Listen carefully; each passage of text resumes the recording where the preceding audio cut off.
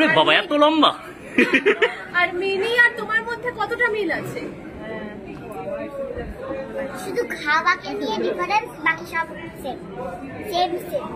সেটা তুমি কি খেতে ভালোবাসো না? আর পড়াশোনা করতে বেশি ভালো লাগে না অভিনয় করতে? দুটোই। দুটো করতেই ভালো লাগে।